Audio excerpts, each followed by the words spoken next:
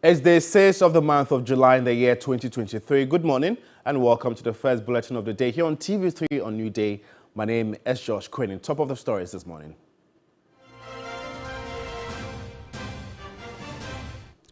Parliament adopts committee report on promotion of proper human sexual rights and Ghanaian family values bill, properly referred to as anti-LGBTQI+ bill.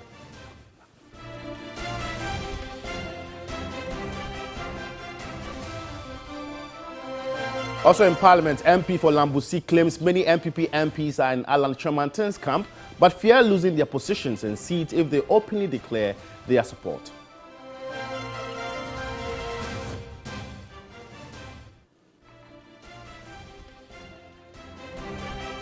Agitating Food Suppliers Association members after spending the night at the National Food Buffer Stock Company premises say they will leave only after being paid their outstanding arrears.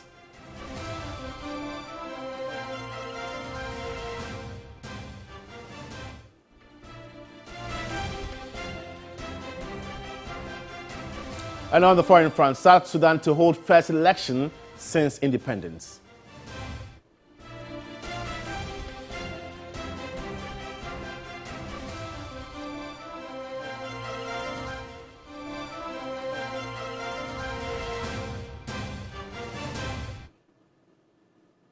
Well, we've got details of these and many more coming up in the next 20 minutes if you spend your time with me. Remember, we're live on DSTV channel 279. Let's begin from the floor of Parliament because Parliament has unanimously adopted the report on the Human Sexual Rights and Ghanaian Family Values Bill, LGBTQI+ 2021, after its second reading. Here's a report by Kobna Kuliche.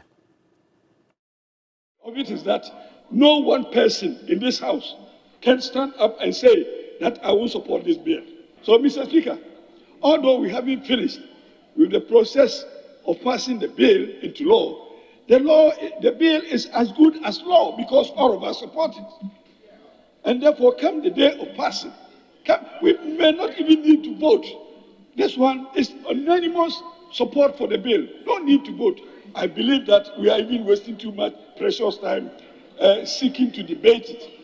We are all unanimous. And indeed, every member of this House, I have not encountered one person in this House who says that he is going to oppose this bill. Any honorable member who disagrees with the submissions just made by the Honorable Andy Appiah Kubi that all the 275 are in support of the bill. Anybody who disagrees, be on your feet and I will recognize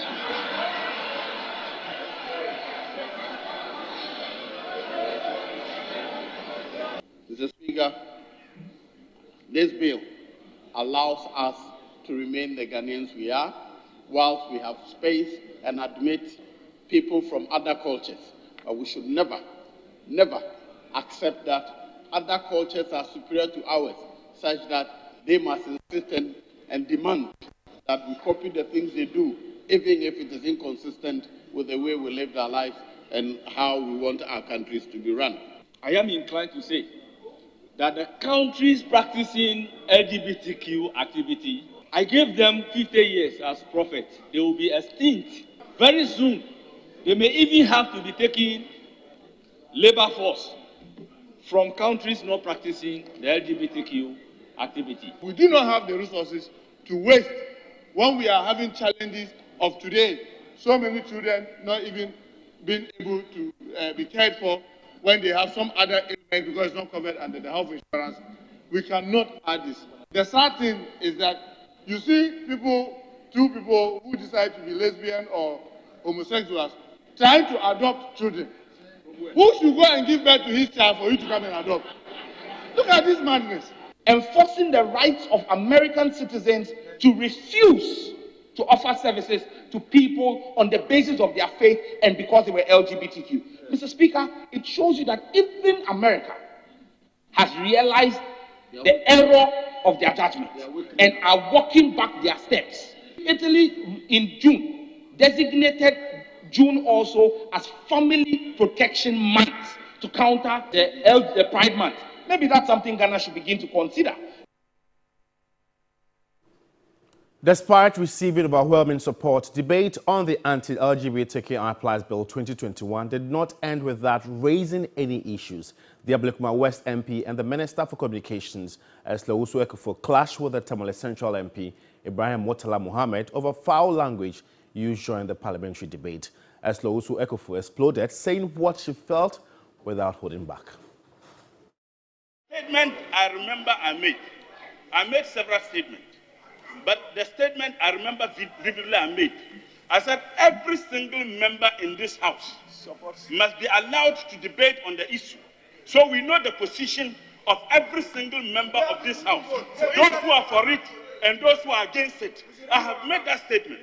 So if that is the statement you are asking me to withdraw, I humbly withdraw that statement.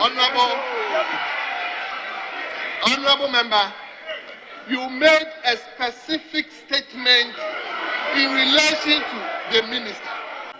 I sat here and repeatedly heard Honorable Murtala refer to me as a practitioner of LGBT to the hearing of everyone in this house. I sat here and repeatedly heard him Honorable Minister, shout at the top of his voice and refer to me as a practitioner of LGBTQ. And every single last one of you is behaving as if you didn't hear it. And if in response to that I say he is mad, it is only a madman who will refer to his colleague in this house as a practitioner of LGBTQ. When you haven't seen me having sexual intercourse with your wife or your daughter or your mother.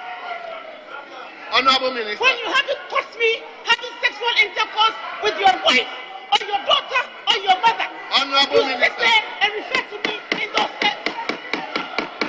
In those terms. Honorable Minister. And we call ourselves honorable members of this house. When you all hear it and pretend that suddenly you've lost your sense of hearing. Honorable Minister. Honorable Minister, I beg of you, do me that honest, please. Honorable Minister, I beg of you, just do me that honest, please. Just do me that honest. The minority in Parliament is questioning the decision of the Ghana AIDS Commission not to support the anti-LGBTQI+ Bill 2021 after its own report indicates over 9,000 contracting HIV/AIDS out of more than 54,000 men who had sex with men in 2017. Deputy Minority Whip Ahmed Ibrahim was speaking after the debate on the bill received a groundswell of support from MPs urging a speedy passage. We collect taxes from the Muslim community, the Christian community, the traditional, we collect taxes from them and give to you. You are saying that is not enough. You are considering, you are afraid that because of international relations, the influence that you receive from outside will not come. And therefore, you are rising against the cultural norms and cultural values of the people. You, Ghana AIDS Commission, have also reported that a number of AIDS cases are on the rise because of male-to-male relations. So there's a correlation. And once that correlation has been established, that there's a link between homosexuality and lesbianism on LGBTQ and HIV cases increment, you should rather be supporting the passage of the bill. So why are you against it? Because of material gain. So now we should break all our cultural values so that as a country, we don't have cultural norms and values. Then where are we going? Well, this is the second reading of the bill. What next is consideration and then passage. We'll be updating you on the proceedings in Parliament in our subsequent bulletins. If you just tuned in, you are watching the first bulletin of the day here on TV3 on New Day with me, Josh Quinn. More news this morning. After spending 2 nights at the National Buffer Stock Company premises in Accra, agitating members of the National Food Suppliers Association say they will only leave if they are paid their outstanding arrears. Picketing by members of the National Food Suppliers Association. When they said they're going to spend the night here on day 1, I thought it was just a word of mouth, but they actually slept in the open. They were exposed to mosquito bites and insects, just name them. And one woman, I'm told, is not feeling well. She was complaining of feverishness and she's been taken to the 37 military hospital. And this woman right here is also not well. So the situation is very emotional.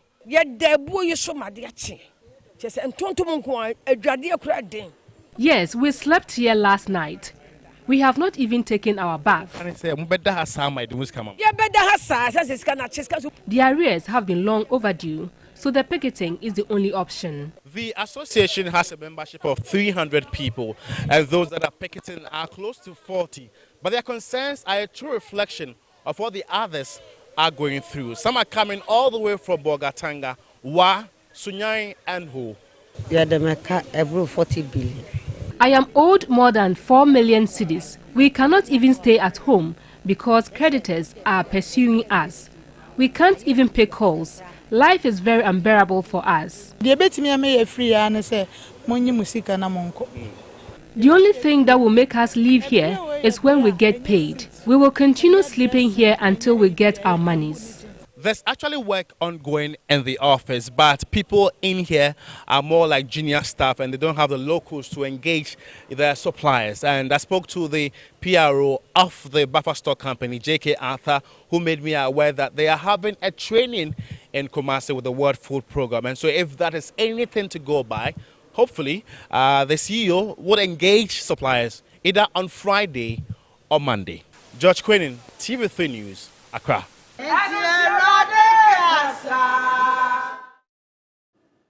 And today actually is day 3 of the picketing. Will be there to bring you an update.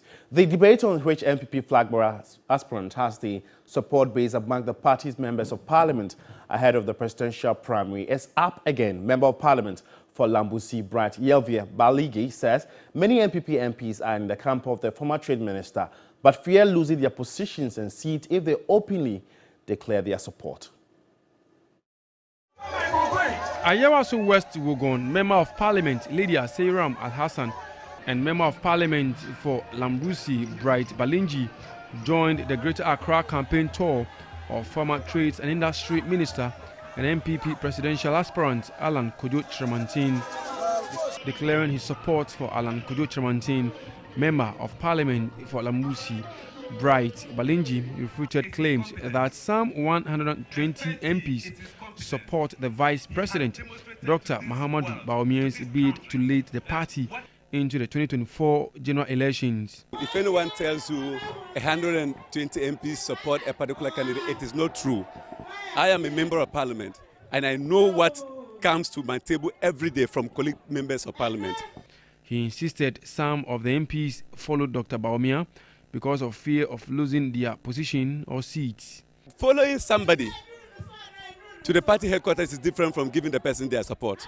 And I can assure you, if we were voting with Parliament being a constituency, the result that would have been declared from Parliament, it would shock everybody in this country. We are hearing of a list of MPs that have been marked by the establishment to sponsor people against them, to make sure that they don't win their primaries. But some of us are not scared about that. He called on the delegates not to be deceived by those claims.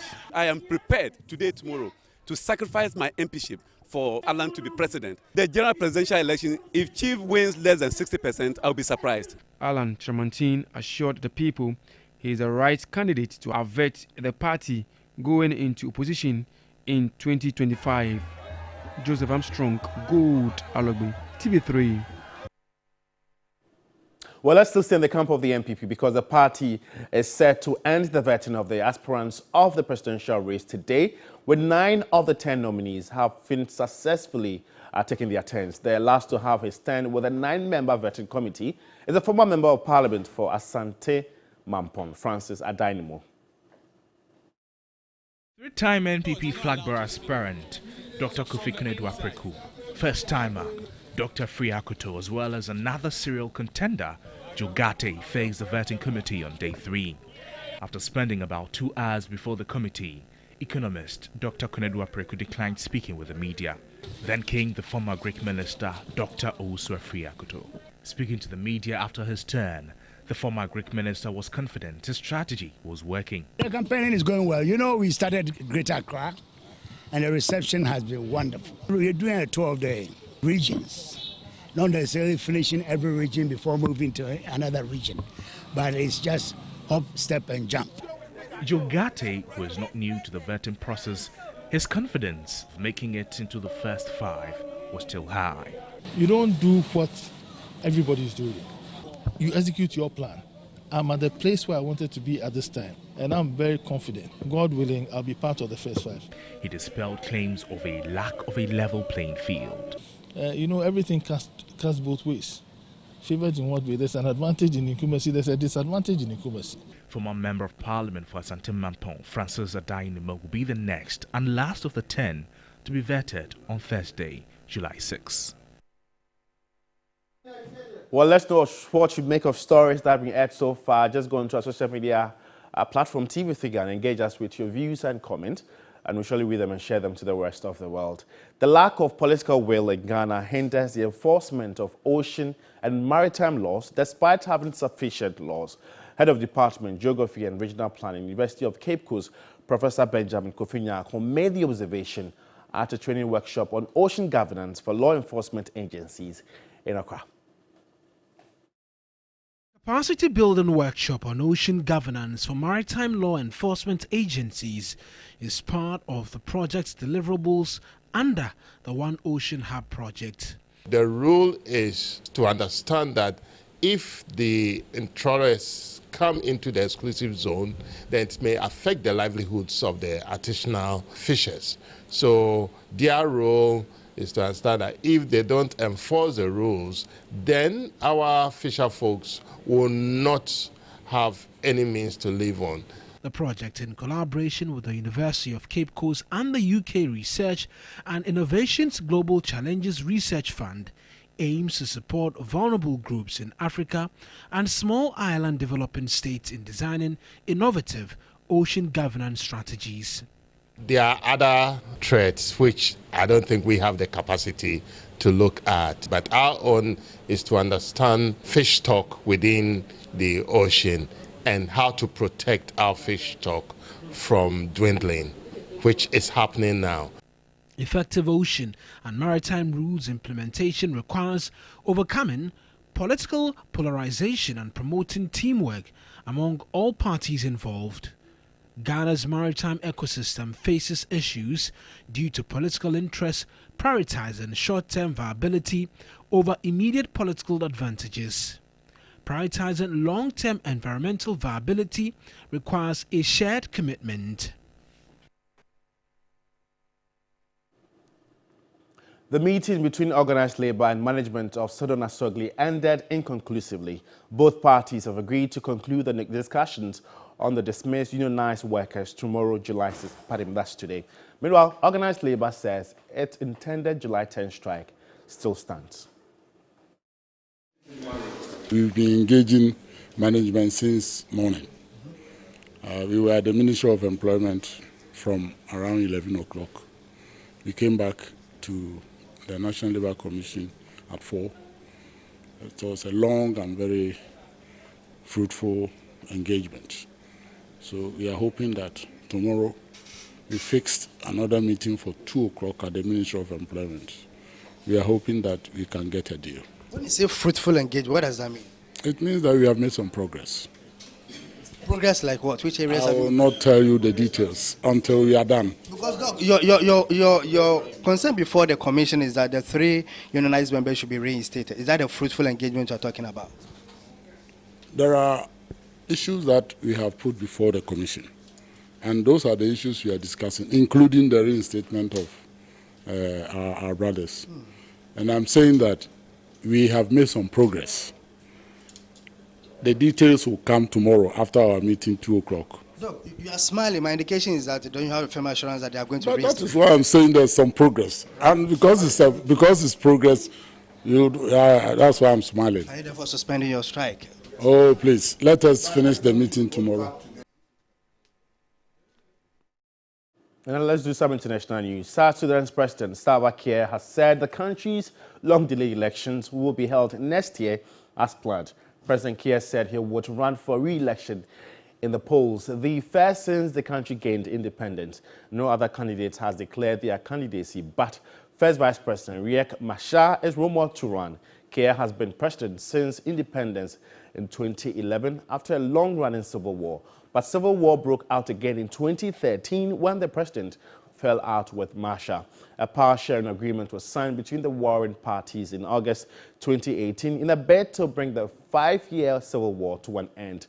On Tuesday, Kiir said challenges with the implementation of the peace agreement will be addressed before the elections in December next year.